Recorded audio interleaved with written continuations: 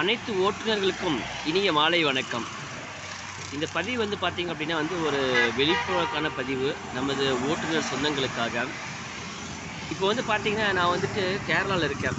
சாலக்குடிக்கு முன்னாடி ஒரு 20 கிலோமீட்டரில் வந்துட்டு நான் வண்டியை வந்து பார்க் பண்ணியிருக்கேன். ரெஸ்ட்டுக்காக தான். ரோட் சைடில் வந்து ஓரமாக தான் நான் பார்க் பண்ணியிருக்கேன். சர்வீஸ் ரோட்லாம் பார்க் பண்ணியிருக்கேன். என்ன ஒரு விழிப்புணர்வு அப்படின்னு பார்த்தீங்க அப்படின்னா, இப்போ தெரியுதுங்களா, இது வந்து அங்கே பெண்டு, சரிங்களா? அது வந்து பெண்டு. இவ்வளோ நேரம் கரெக்டாக இந்த பிளேஸில், இந்த இடத்த வந்து பார்த்தீங்கன்னா ஒரு 2 கேரளா போலீஸ்காரங்க நின்றுருந்தாங்க. ஸோ அவங்க என்ன பண்ணாங்க அப்படின்னு பார்த்தீங்கன்னா, ரைட் சைடில், அதாவது ரைட்டில் ஏறி வர வாகனங்களை ஃபோட்டோ எடுக்கிறது, வீடியோ எடுக்கிறது பண்ணிகிட்டு இருந்தாங்க. நிறைய பேர் நண்பர்கள்லாம் சொல்லியிருக்காங்க, என்கிட்டயே சொல்லுவாங்க, இந்த மாதிரி வந்துட்டு கேரளா பொறுத்த வரைக்கும் மட்டும் கொஞ்சம் ரைட் சைடில் ஏறி போவாங்க, லெஃப்ட்லேயே போய்க்கிங்க அப்படின்னு சொல்லுவாங்க. ஸோ நான் வந்துட்டு கேமரா தான் ஆட்டோமேட்டிக்காக வந்து ஃபோட்டோ பிடிச்சி போடுது அப்படின்னு நினச்சிட்டு இருந்தேன். பட் இப்போ தான் நான் லைவாக பார்த்தேன்.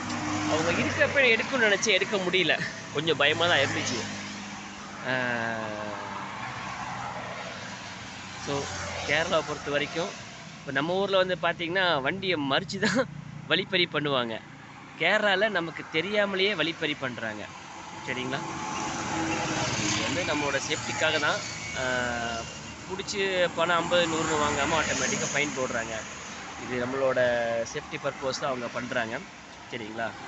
ஸோ கேரளா பொறுத்த வரைக்கும் மட்டும் கொஞ்சம் நம்ம வண்டிங்களாம் ரைட் சைடில் ஏறி வர வேண்டாம், லெஃப்ட்டில் வரதை பார்த்துக்கணும். நன்றி.